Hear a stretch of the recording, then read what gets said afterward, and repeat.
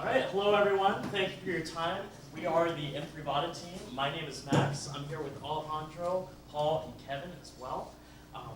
We work on an Android application called Temporal, and we're going to go ahead and get started. So our current company, Imprivata, has this application called Cortex, which allows doctors and other healthcare professionals to contact each other in real time, similar to how like a pager worked back in the day. And it allows them to communicate really securely and really quick so that anything going on in a hospital can be taken care of right away, and it's really efficient for doctors to use. The problem that we were given, however, was to bring something similar to the patients and allow patients to contact their doctors in real time from their mobile phone and any type of application environment that we saw fit.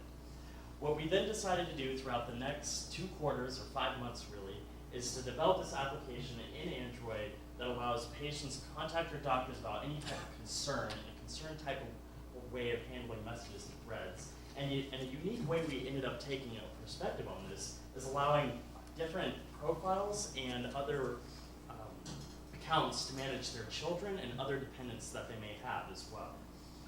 Building off that, we ended up going through several different ways of developing this app. We first started by just really getting to know Android. We spent a couple weeks really just spending time building applications, little fragments, activities, getting to know the environment we were building in.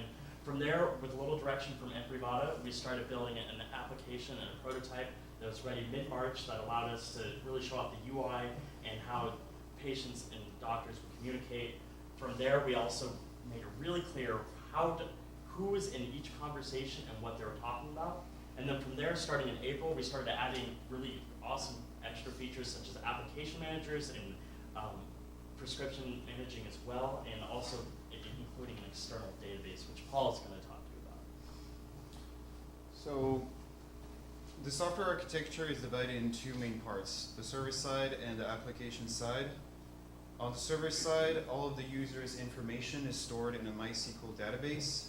Any of the information stored in the database can be retrieved using a web gateway, a web server gateway interface, WSGI for short.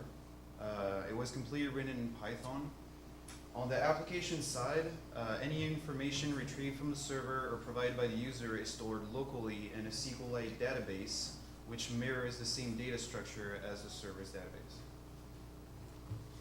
So our app is structured into 5 sections. The first section being the core feature of our app, which is messaging, which we decided to organize in terms of the particular health concern you have. Our second section is contacts, where you not only can see information about your doctors, but also about your nurses or any hospitals that you might want to contact in the future. Other sections we put is appointments, prescriptions, and the profile manager. And if you have any children or parents that may not be able to speak on behalf of themselves, you can create a profile for them and match their health concerns too. The Concerns tab, as the name gives it away, organizes your concerns into threads of messages between you and your caregivers. You can quickly identify a thread by using the color coding of the icons and rows. If you receive any new messages, the concern will become bolded and the number of unread messages will be displayed next to its title. You can also mark a concern as important to increase its visibility and also make anybody involved aware of its urgency. And if you need to quickly retrieve a particular concern, you can use the search bar to dynamically display the results as you type in your query. When you decide to open one of these concerns, you're brought into a message list similar to what you would have in a mail client already on your phone. From there, you're able to see any type of message that may be going on related to a concern. As you can see, there's clear color labeling based on the profile. The profile's color is pink, and so the main conversation's title and header is pink, so you have a clear idea on what profile you may be speaking on behalf of, as well as a clear label of what type of concern this is, which in this case is a checker. We also have an attachment section that works similar to a Dropbox, where you're able to attach any type of photo or document that's related to a concern that may be happening, so that a doctor or any other type of healthcare professional can refer to them at any time's notice just by going to the phone. All right, and then contacts are going to be automatically filtered by whatever account or whatever profile you currently have selected, so that only the relevant contacts are there. They're going to be divided into the 3 subsections. Your favorite contacts, so the ones you're messaging the most or the ones you're interacting with the most, are going to be in your favorites up at the very top. Your other active contacts that you can interact with are going to be in the second subsection right under that, your active contacts. And then at the bottom where your inactive contacts are, these are the contacts that you can no longer interact with, but you still have them there for a reference. So for example, if you go to an emergency room, you can go ahead and add a contact, and maybe you'll be able to access his information. He'll be an active contact for a small amount of time, but then he'll quickly become an inactive contact once you're no longer in the emergency state. Then he'll be in your inactive contact section, where now if you would talk to another doctor in the future, you can say, oh, he was the doctor I talked to, or you can also request to extend your contact if you still need to communicate with him. Clicking on a specific contact will bring up the contact pop-up, where you have all of the options that are specific for that contact. We integrated a bunch of user elements that are useful for the average user on things they'd want to do when interacting with a doctor. So at the top, you can click on the phone number to bring up the dialer app and give them a call. You can see how long they're going to be remaining as your active contact and request the extension here if you need to keep them as a contact for longer than initially prescribed. You can also edit the favorite status, you can send them a message, you can request an appointment, or even if you so choose, you can remove the contact.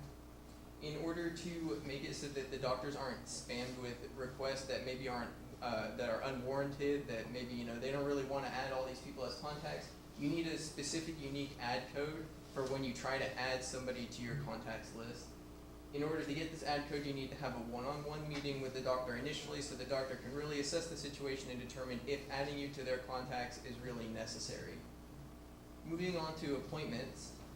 In the appointment manager, the appointments are listed for all of your accounts and as well as all the profiles that you're currently associated with. The appointments are color-coded so that you can easily see them. It's the same color coding standards that we use everywhere else in the app. You can also filter it further by going to a different dependent profile to see the appointments specifically for that profile.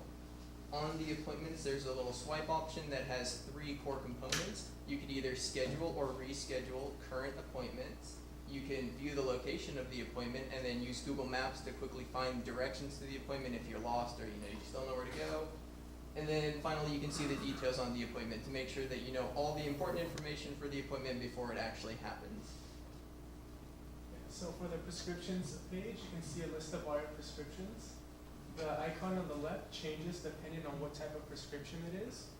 If you click on one, you can see more information about the prescription, including the doctor who prescribed it, the instructions on how to take it, and if you're allowed to, you can even order a new refill. So now moving on to the last core component of our app is the profile manager. The profile manager is where we've been talking about these profiles, is where you create these dependent profiles for your dependents. So you create a profile for somebody that you need to manage the medical needs on their behalf.